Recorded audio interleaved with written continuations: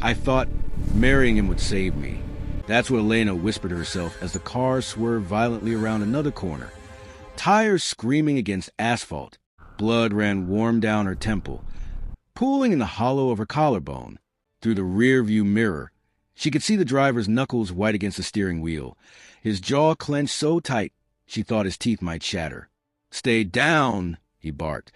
But Elena was already pressed against the leather seats, her designer dress, the one Marcus had bought her just last week, now torn and stained crimson.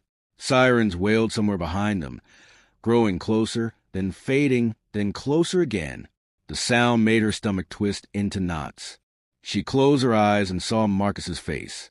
Not the face he wore now, cold, calculating, dangerous, but the one from their wedding day, gentle, almost boring in its predictability. The face of a man who read financial reports before bed and took his coffee black with exactly one sugar cube. The car lurched again. Elena's head cracked against the window. I said, "Stay down." But how had it come to this?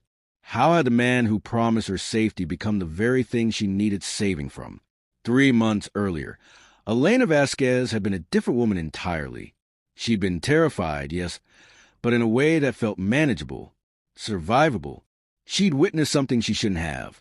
A transaction in a parking garage, money exchange, a man's face she recognized from the news being shoved into an unmarked van, and suddenly her quiet life as a financial analyst had exploded into chaos. The first threat came via email. Simple, direct. "We know what you saw." The second came when she found her apartment door ajar, her belongings rifled through, a single photograph left on her pillow. It was her, leaving work, circled in red marker. Elena had gone to the police. They'd been sympathetic, but ultimately useless. Without concrete evidence of a crime, there's not much we can do. Be vigilant. Consider staying with friends. She had no friends. Not really. Her parents were dead. Her brother lived in Portugal with a family of his own. Elena had always been self-sufficient, had always prided herself on needing no one. That pride felt foolish now. The third threat wasn't a threat at all. It was action. Someone tried to run her off the road on her morning commute. Her car had spun out, crashed through a guardrail, and come to rest inches from a 50-foot drop.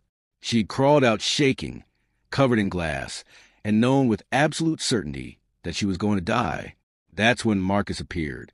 She'd been sitting in a hospital waiting room, wrapped in a thin blanket, giving her statement to a skeptical police officer who seemed more interested in whether she'd been drinking than in the black SUV that had